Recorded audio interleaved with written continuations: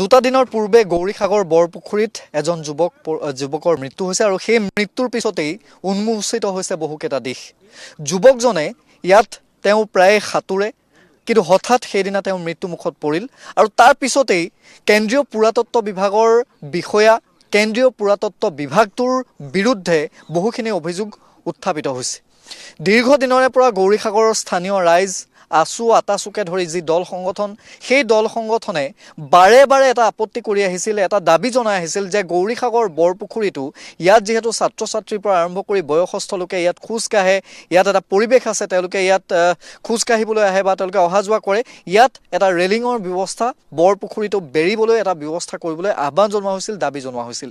কিন্তু সেয়াটো বাদেই দিয়ক, বৰপুখুৰীটো চাফা কৰি ৰখাৰ ক্ষেত্ৰতো কেন্দ্ৰীয় পুৰাতত্ত্ব বিভাগে সেয়া নকৰিলে।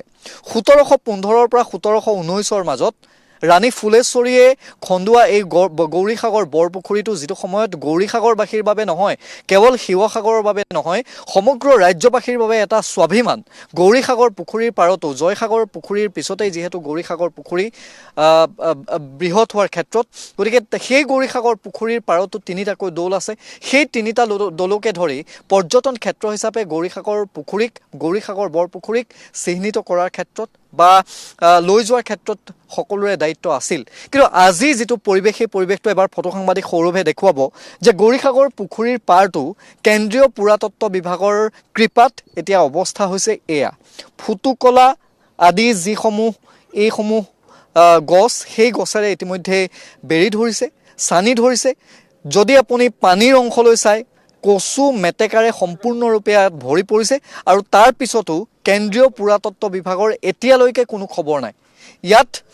ইয়াত এটা বান্ধ, ইয়াত যিটো আমি ইয়াৰ পূৰ্বেও বাতৰি সম্প্ৰচাৰ কৰিছিলোঁ যে গৌৰীসাগৰ পুখুৰীৰ পৰা পানী যিটো পাৰ ভাঙি ইয়াৰ পৰা ওলাই যাবলৈ লৈছিল, ইয়াত কেনেধৰণে তেওঁলোকে কি কৰিলে সেই দৃশ্যসমূহ দেখিলে আপোনালোকে গম পাব যে ইয়াৰ নামতো এটা বৃহৎ টকা কেন্দ্ৰীয় পুৰাতত্ত্ব বিভাগৰ আবণ্টন কৰিলে আৰু তাৰ পিছত ঠিকাদাৰে কাম কৰিলে এয়া।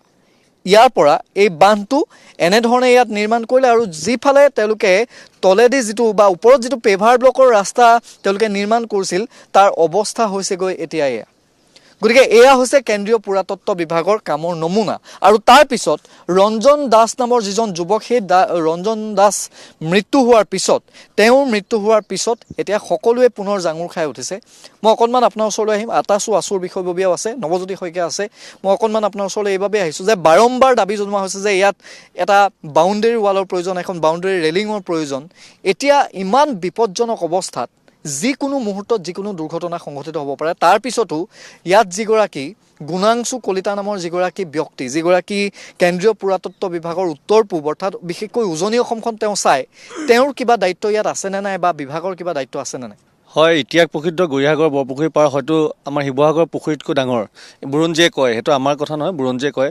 কিন্তু আজি কোপতি গৌৰীসাগৰ পুখুৰীৰ পাৰত, ইমান ডাঙৰ পুখুৰীৰ পাৰত আমাৰ 3জন দৌল আছে বা বিভিন্ন অনুষ্ঠান পৰিছে। তাৰপিছত গৌৰীসাগৰবাসীৰ ৰাইজৰ বহুদিনীয়া দাবী আছিলে যে গৌৰীসাগৰখন এখন পৰ্যটন নগৰী হিচাপে গঢ়ি তুলিব লাগে। কিন্তু আজিৰ তাৰিখত অসমৰ যিটো আমাৰ বিভাগ আছে, পৰ্যটন বিভাগ আছে, কেন্দ্ৰীয় পুৰাতত্ত্ব বিভাগ আছে, তেওঁলোকৰ কোনো কৃপাদৃষ্টি আমাৰ ইয়াত পৰা নাই। তেওঁলোকে বৰঞ্চ ইয়াত কিছুমান স্কিম এনেকুৱা কৰে যে লুণ্ঠনৰ কাৰণেহে স্কিম কৰা যেন দেখা যায়। কাৰণ আজি আপুনি দেখিছে ৰাস্তাটোৰ অৱস্থা, এইটো আমাক গোটেইটো বেৰা লাগে, এটা বেৰা, এনেকুৱা এটা স্থায়ী বেৰা লাগে যাৰ নেকি মানুহজন ফটকৈ গৈ পানীত যাব নোৱাৰে। সেইটো আমাক এটা সুব্যৱস্থা লাগে। আৰু ভৱিষ্যতৰ দিনত আমি এইটোৱে দাবী কৰিম যে গৌৰীসাগৰখন পৰ্যটন ক্ষেত্ৰত আমাক উন্নত কৰিবলৈ হ'লে পুখুৰীৰ পাৰৰ সৌন্দৰ্যবৰ্ধন হ'বই লাগিব, 3টা দলৰ সৌন্দৰ্যবৰ্ধন হ'বই লাগিব, আৰু তেতিয়াহে আমাৰ পৰ্যটকে আমাৰ ইয়াত আহিব।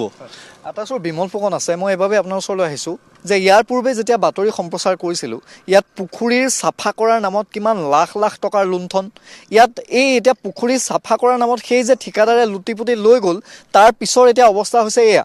এতিয়া কেন্দ্ৰীয় পুৰাতত্ত্ব বিভাগে দায়খৰা মন্তব্য কৰে যে তেওঁলোকৰ হাতত টকা নাই। এতিয়া টকা নাথাকিলে বুলি এই যিসমূহ ঐতিহাসিক সমল, এই সমলসমূহ এনেধৰণে পৰি থাকিব নে কিবা কৰিব এই বিভাগটোৱে? আহোম সাম্ৰাজ্যৰ ইতিহাসৰ সাক্ষী বহন কৰা গৌৰীসাগৰ পুখুৰী বৰ্তমান কেন্দ্ৰীয় পুৰাতত্ব বিভাগৰ অধীনস্থ, কিন্তু কেন্দ্ৰীয় পুৰাতত্ব বিভাগে তেখেতসকলে ল'লেহে, তেখেতসকলে কিন্তু ইয়াৰ উপযুক্ত সংৰক্ষণৰ সভাৱধান আজিলৈকে নকৰিলে। আপুনি উন্মুক্ত অৱস্থাত গৌৰীসাগৰ বৰপুখুৰীত ৰাখি থকাৰ কাৰণে ইয়াত 3 বছৰ ব্যৱধানত 5জন ব্যক্তি গৌৰীসাগৰ বৰপুখুৰীত পৰি মৃত্যু হৈছে।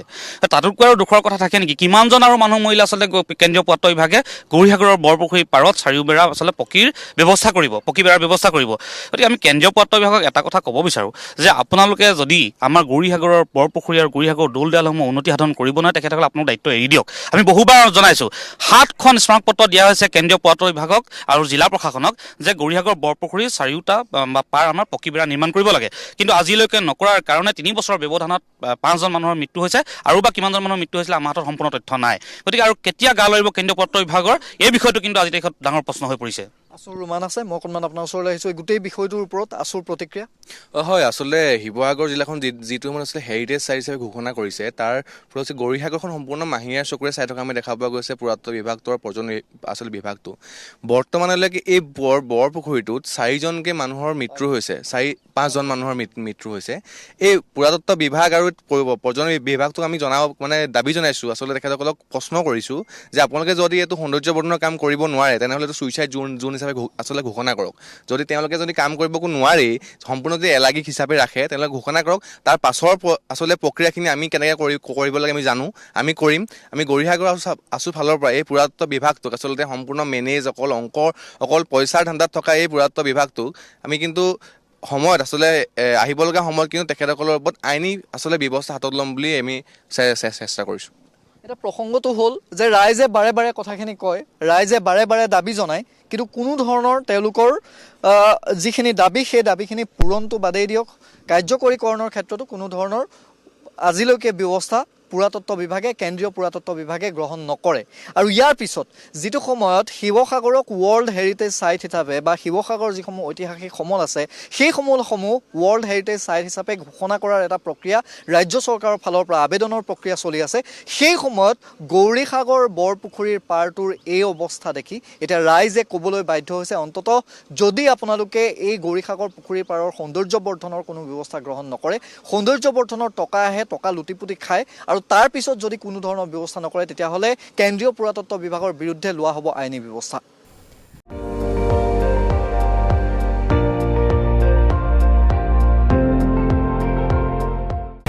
আপুনি চাই আছে ND24, সৰ্বশ্ৰেষ্ঠ নহয়, সৰ্বোত্তমৰ দৌৰত।